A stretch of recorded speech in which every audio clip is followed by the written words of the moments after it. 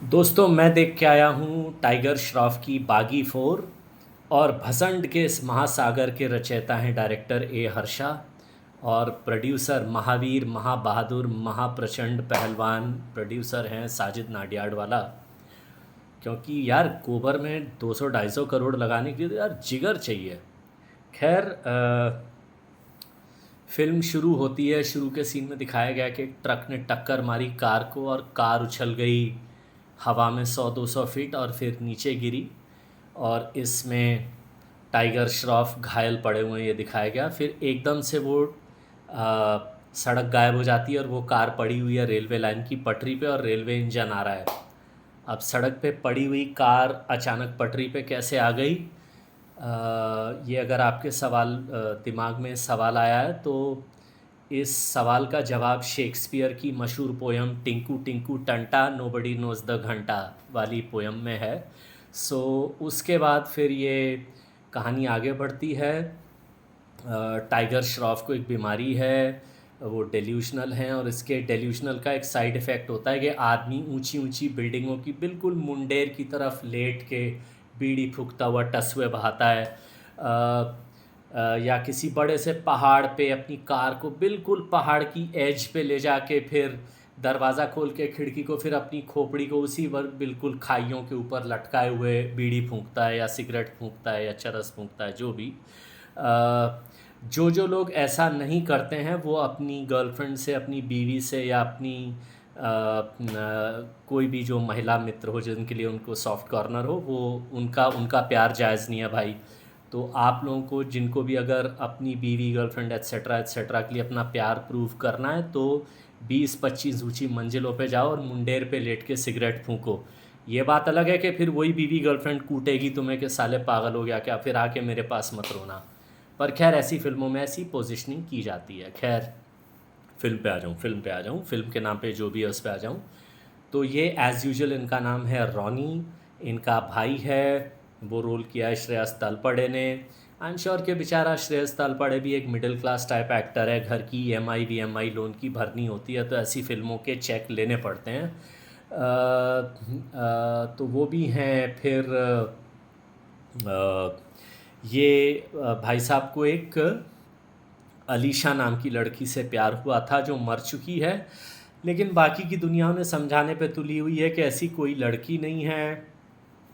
तो क्या इनको डेल्यूजन है, क्या वो लड़की सच में थी, वो मरी है तो कैसे मरी है, क्या हुआ है, यही सब सो कॉल्ड सस्पेंस है।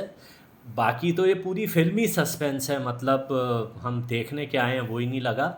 और यहाँ पर मैं बुक माई शो वालों की भी तारीफ़ करूँगा। उन्होंने आइनॉक्स पैनजेम का थिएटर पूरा मुझे भरा हुआ दिखाया जिसकी वजह से मैंने पहली बार रिक्लाइनर सीट ली मजबूरी में।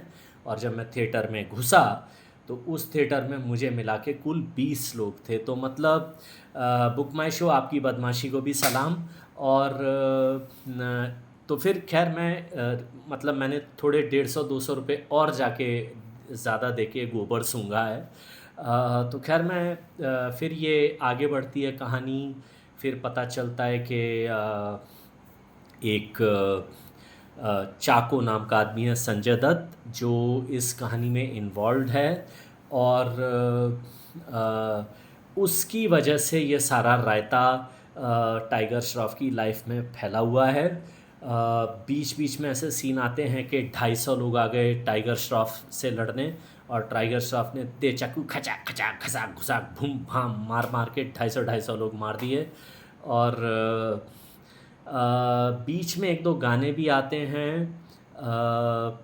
एक लड़की ओलिविया जिसका असली नाम है प्रतिष्ठा, वो इससे प्यार करने लगती है और जैसा कि आम तौर पर ऐसे लव ट्रायंगल फिल्मों में होता ही है, एक ख़ास मौके पर वो वीर गति को प्राप्त होती है। ऐसी फिल्मों में ये कभी नहीं होता कि हीरो बोले तुम दोनों डायनों से मेरा पीछा छूटे मैं मर जाता हूँ, ऐसा कभी नहीं होता। लेकिन वो वीर गति को प्राप्त हो जाती है और फिर वहाँ से कहानी आगे बढ़ती है। यहाँ पर इतना आने तक फिल्म में कई बार आपका दिमाग वीर गति को प्राप्त हो चुका होगा लोगों की ओवर एक्टिंग देख के, ये एक्शन से भरे हुए उल सीन देख देख के। और इसके अलावा टाइगर श्रॉफ ने जो एक साइको आदमी की ज़बरदस्त ओवर एक्टिंग की है, उसे देख के आपका दिमाग, आपकी अंतरात्मा कई बार वीरगति को प्राप्त होगी। मैं भगवान को हाजिर नाजिर जानकर ये कहना चाहता हूँ कि बिल्कुल मेरा सॉलिड डिटर्मिनेशन था, अगर मैंने वो 200-250 रुपये वाली टिकट ले ली होती बुक माई शो की, अगर उन्होंने ईमानदारी से मुझे दिखाया होता कि वो थिएटर 80% खाली है जो मुझे दिखा रहे थे कि हाउसफुल है, तो मैं शायद इंटरवल पे प्रणाम करता स्क्रीन को और चला जाता।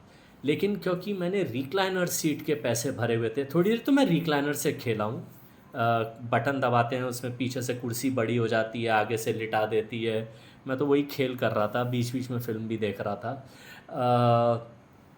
तो एंड में यही होता है, चाको और इसकी अपनी रॉनी भाई की का एक अंतिम युद्ध होता है। ऑब्वियसली उसमें रॉनी जीतता है, क्योंकि बागी 5 भी तो बनेगी, ये खुशखबरी है भाई तुम लोगों के लिए। और यही कहना चाहूँगा कि ऐसी फिल्में देखने जब जाएं तो घर की औरतों को हमारा टीका वीका लगा के, पुराने ज़माने में जैसे पुरुष युद्ध पे जाते थे तो उनकी रानियां उनको टीका लगा के उनको तलवार देती थी और कि जाओ जीत के आओ, ऐसा कुछ होना चाहिए यार। मतलब हम लोग इतना बहादुरी का काम करते हैं ऐसी फिल्में देख के। खैर यही है कि ये 2025 की जितनी भी अब तक बॉलीवुड ने चरस छाप फिल्में बनाई हैं कि उन्हें देख के लगे कि हो क्या रहा है, उनमें ये एकदम सुल्तान लेवल की फिल्म है। मतलब वो सलमान खान वाली सुल्तान नहीं, कहाँ भाई के फ़ैन चढ़ जाएंगे कमेंट्स में। मतलब एकदम मैंने कहा ना टॉप की फिल्म है ये उस कैटेगरी में। आज से 5 एक साल पहले एक बहुत ही दुखद घटना हुई थी। सुशांत सिंह राजपूत ने जो आत्महत्या कर ली थी, और उसके बाद कुछ 1 साल तक मीडिया में बॉलीवुड को बड़े हंटर पड़े थे कि ये तो चर्सी बॉलीवुड। और तब बॉलीवुड के कुछ थिंकर्स ना बड़े दुखी होते थे कि यार हमें चर्सी कहा जाता है। भाई जब ये बागी 4 जैसी फिल्में मैं देखता हूँ ना, तो मेरे मन में यही होता है कि चर्सी कहा बहुत कम कहा यार, इससे कुछ ज़्यादा कहा जाना चाहिए था।